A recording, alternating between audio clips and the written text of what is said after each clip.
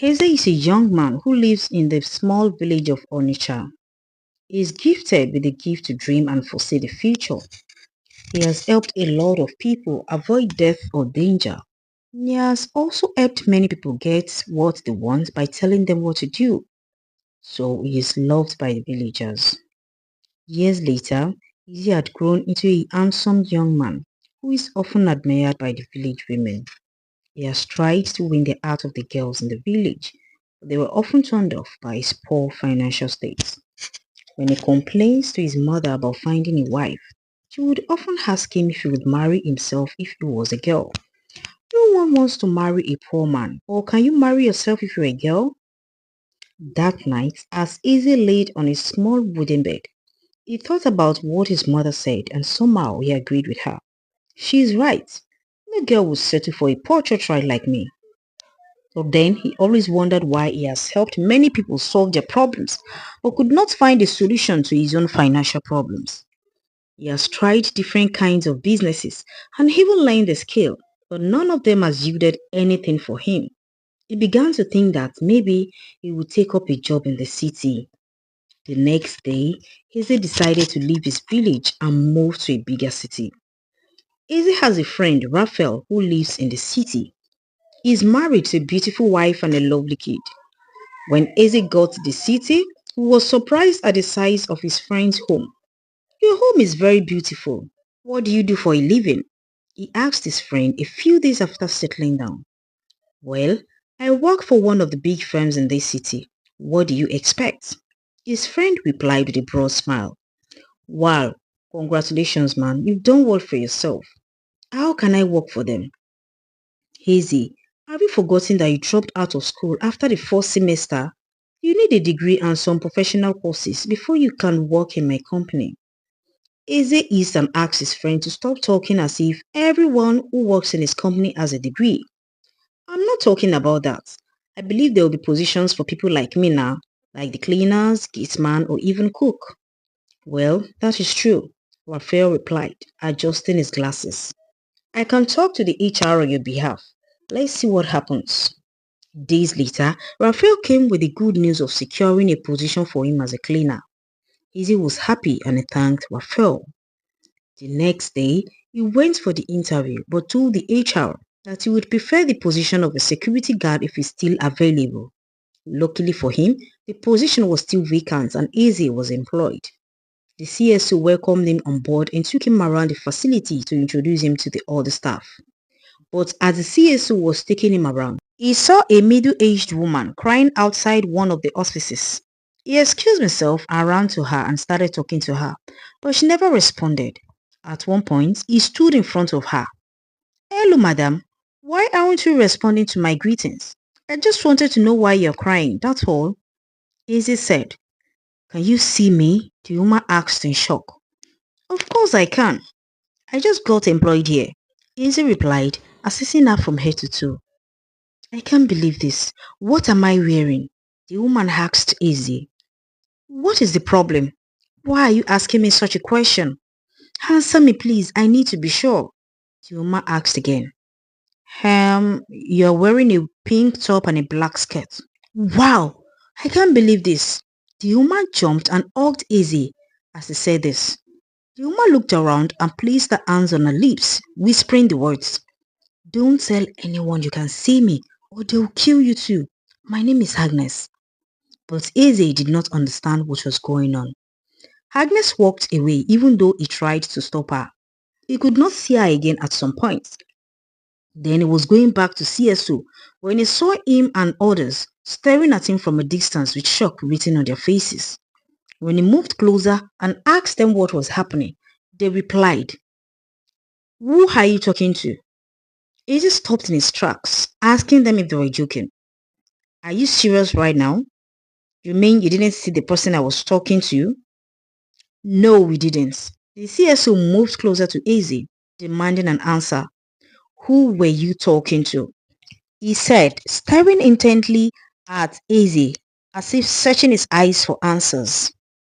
But Izzy remembered how the ghost warned him not to tell them he saw her.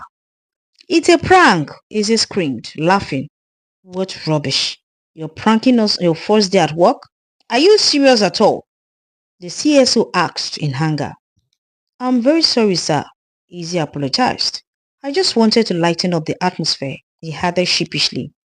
Let this be the last time you do something like this. Is that understood? Yes, sir.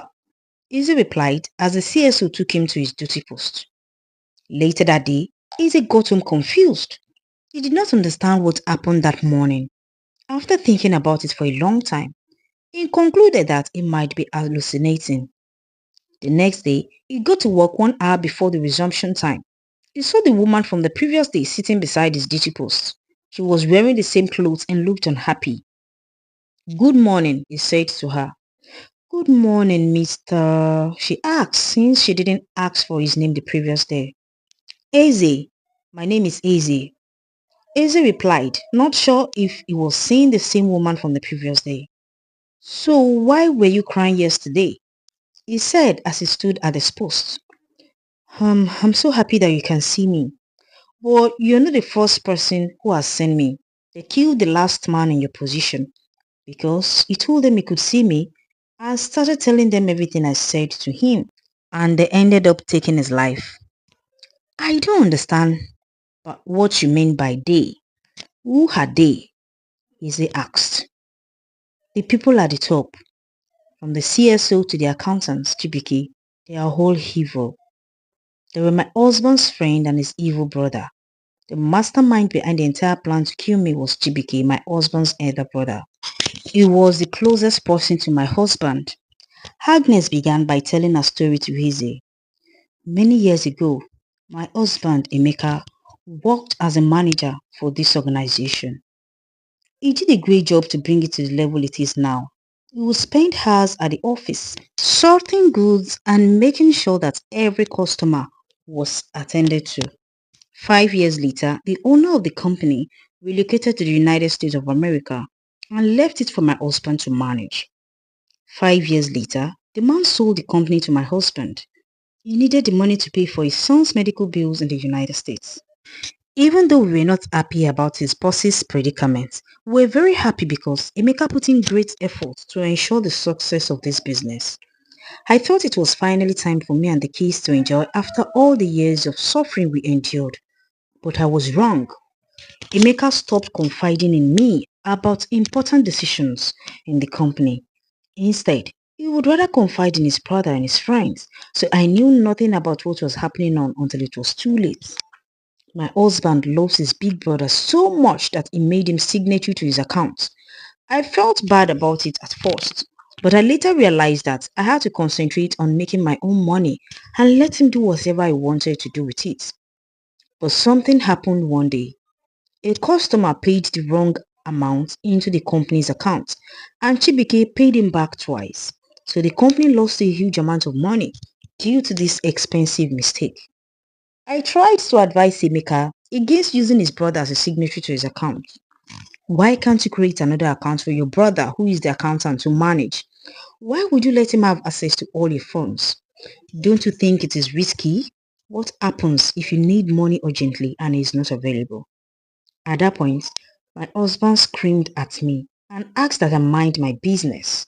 He asked me why I would think that his big brother would die quickly, if not that I have a bad intention towards him. I was speechless. I never meant that, but it surprised me that he believed nothing would happen to his elder brother when death can be unpredictable. I apologized to him and cleared the air that I did not wish death upon his brother. I was just looking out for him. Ever since that day, Emeka would barely stay home.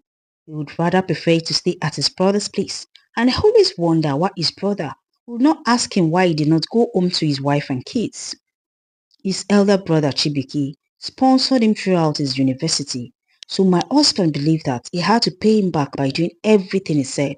He built a house for Chibiki, bought a car for him and his wife, and established a business for him in 1 year. But the business crumpled within 6 months. Despite doing all this for his family, I have never been against it. But the day I mentioned to Emeka that I needed a car for school runs and taking the kids out, since he's barely around and doesn't allow me to drive his car, he told me not to ever compete with his brother because I did not know the impact it made in his life. I was hurt by these words because I felt it wasn't necessary. I later saved enough and got my own car, and my husband never deemed it fit to give me half of the money or support me in any way. When Chibike came visiting and saw the car, he praised my husband for taking good care of me and getting me a car. Then he reminded him that his first daughter would also need a car as a wedding gift. Emeka assured him he would surely get the car for his daughter. At that moment, my heart sank. I knew that my husband knew what he was doing. He cares only about his family and doesn't care about me and the kids. With this realization, I started building my house without telling him. Whenever I called him to know if he was on his way home, he would not pick up. But if I called his brother, he would pick up and tell me that he is at his place. I was deeply hurt that I began to wonder why Emeka would treat me that way after all years of suffering. I was depressed for months, but decided to face my life when I discovered that he cared less about me. He takes care of his kids and provides for the home, but my husband was no longer the same. After talking to him about how I felt many times without any positive change, I decided that it was finally time to move on. I had finished my building to 90% completion and was ready to move, but the day I planned to leave the house with my kids, I received a phone call from someone that my husband was in an accident close to his brother's place. He left his brother's place very early that morning and was rushing to get home to change into office wear when he had the accident. The people around the area said he was driving so fast and many wondered why he was in such a hurry. I called Chibike to inform him about the accident, and this was his response. I have gone to the scene. It was very horrible. I have told them to deposit his body in the morgue. I was shocked. I wondered if it was the same brother that my husband placed so highly, that he didn't care about me and the kids. And it dawned on me that my husband was never loved like I suspected. His brother only used him to get what he has always wanted. His brother has always been after my husband's money because he sponsored his education, but the love he had for him blinded him to see it. The woman heaved a heavy sigh before she continued her story. After his death, I did not know what to do. I could not live again. My kids were 20 and 17 years old respectively. I could not believe that I had become a widow.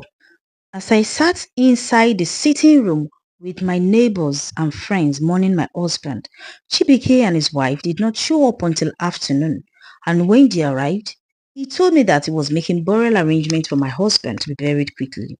Then he went inside his bedroom to pack all the house documents. I was wondering why the sudden rush to quickly bury my husband. I shook my head, wondering what could have happened if I had not built my own house. He then told me to better stop crying, that it wouldn't solve anything. Emeka is gone, so stop crying, no. 3 days later, he came again, but this time he came alone. He started by asking me if my husband has any other properties beside the ones he took away, but I did not respond to him. Then he began to talk. Woman, I am sure you are not aware that your husband was owing the bank before he died. And the bank people have been coming to the office every day. Now that he's dead, they do not want to listen to anything again. They want their money right away. As the accountant, I have to ensure that the business keeps running. So you have to vacate this house after the mourning of your husband for the smooth running of the company. I knew at this moment I had lost the battle. I knew there was no point dragging anything with my husband's wicked brother at this point. So I told him to do whatever he pleases. But I also told him to remember that his brother has kids and they will need to be taken care of now that he's dead. That one is your own cup of tea, Hardness. Do you want to tell me that your husband did not give you enough money to care for his children when he was alive? Sell your car now and use out of the money you get from him monthly to pay their school fees and feed them. I don't understand you, Chibike. Did my husband not tell you that I bought the car with my money? Why would you even suggest that I sell the car to care for the kids when the company is still running? Or do you want to deprive the kids of their rights? It was the first time I had spoken to his elder brother in such a manner. because I was so done with this nonsense. Interesting.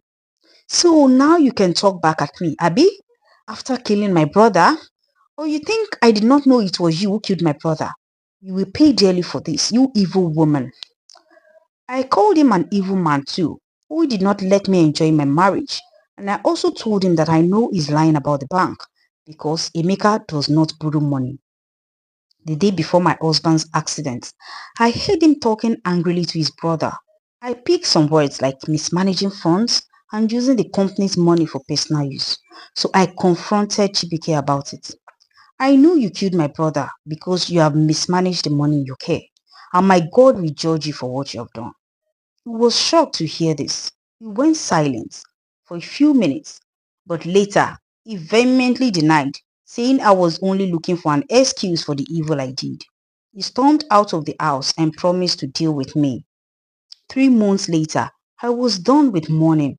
I went to the office to see how things were, but I received the shock of my life. The staff there told me that my husband's brother had resumed the office the second day after his death, and it has been hell working for him.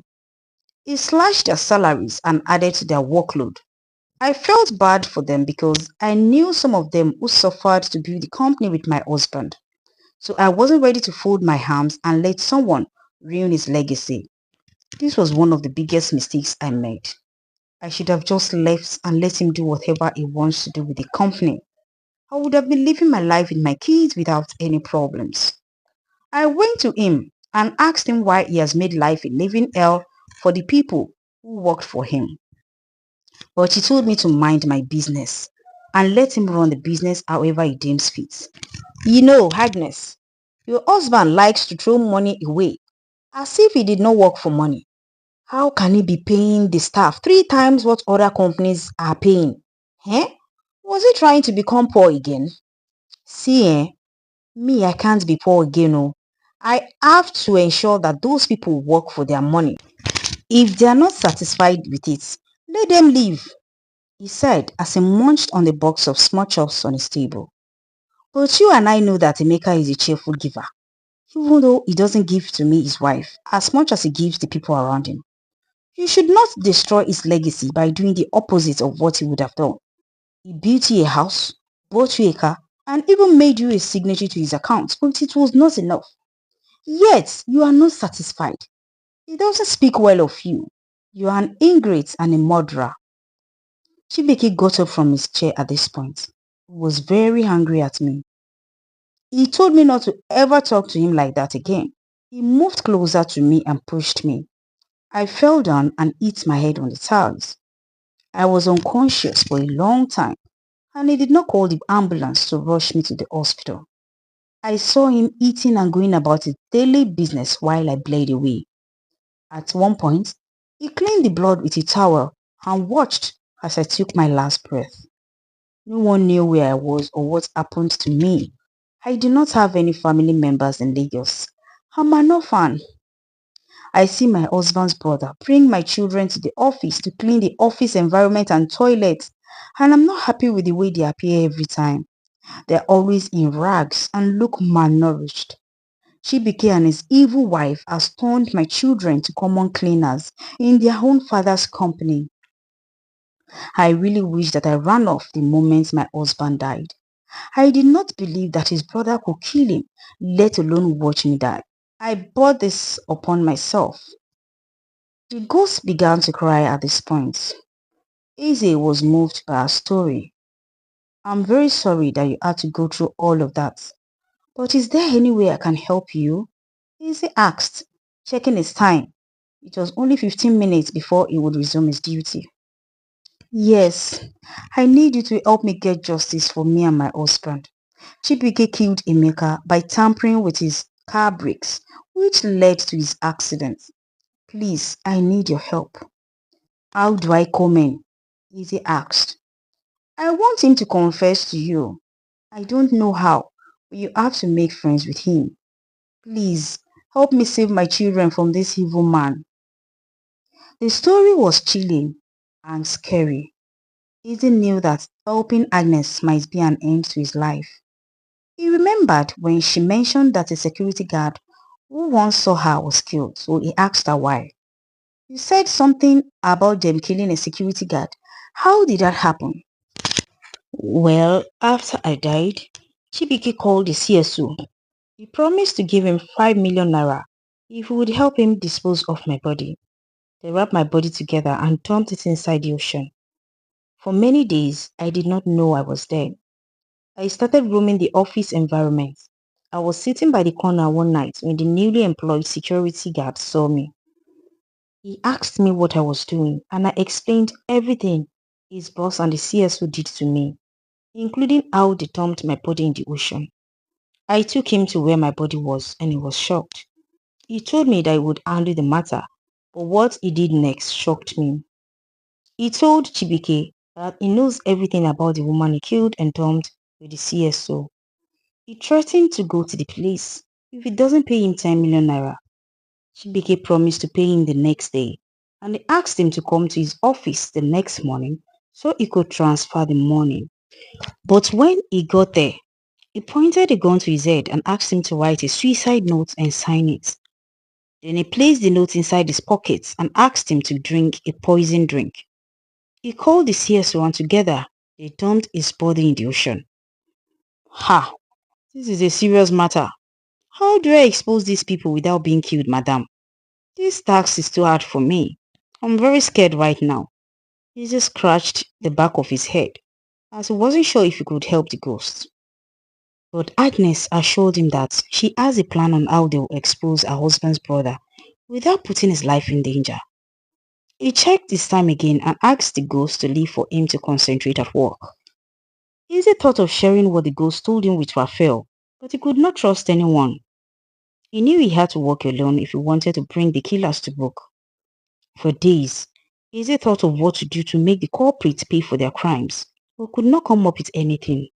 He was having lunch one afternoon when a thought occurred to him. Izzy decided that the only way to expose the truth without endangering himself was to gather concrete evidence against GBK and his accomplices. He approached Agnes's ghost later that day to discuss his plan. I need proof, madam.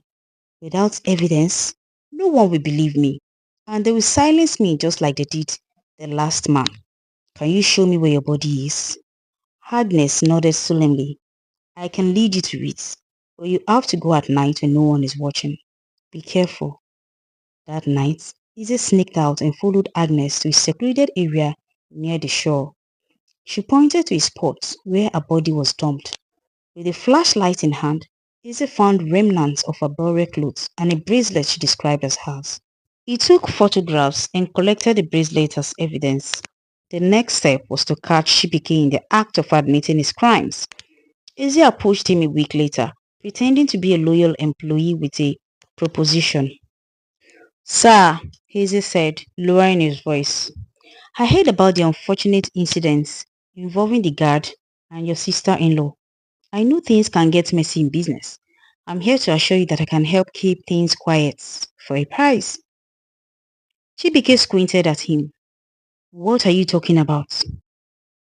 I know you and the CSO took care of certain problems. Don't worry, I'm not here to judge, but I think we can help each other. Here's a post. If anyone finds out, it could ruin everything for you.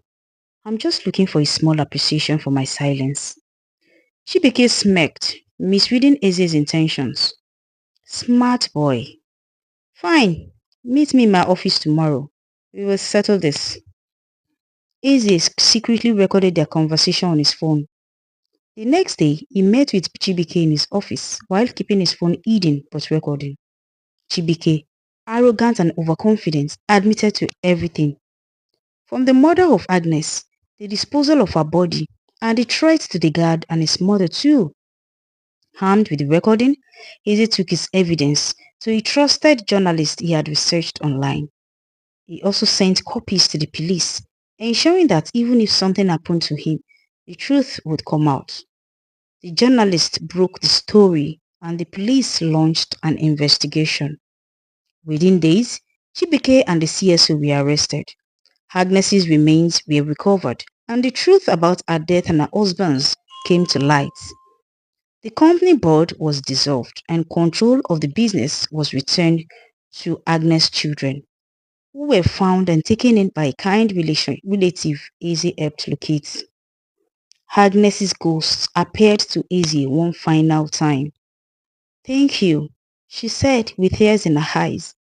"You have given me and my children justice. Now I can finally rest in peace." Izzy watched as she disappeared into a warm glow and he woke up from his dream, sweating profusely. He could not believe that he had only been dreaming. He looked around and found himself sitting on the wooden bed in his tiny room. After thinking for a while, he came to the conclusion that moving to the city would help him have his breakthrough. He called his friend Raphael to ask him if he has just lost his boss at work and if his brother had replaced him. Raphael was surprised. He asked Izzy how he knew about his boss's death. Izzy smiled, knowing that the dream was real. Agnes, the ghost, was real too. He packed a few clothes and off he went to the city. He followed Agnes's words by doing everything she told him in the dream, and everything happened exactly how the dream went. After making the CEO and Chibike pay for their crimes, Izzy's life changed. He was offered a higher position in the company by the new board of directors, and his story inspired many in the city. Though he had not planned to become a hero, Izzy realized that doing the right thing had made him richer than any amount of money ever could. He lived in the city and met the love of his life, who loves him unconditionally. Thank you so much for watching. Please subscribe, like, share, and leave a comment below if you enjoyed the story. Enjoy the rest of your day. Bye.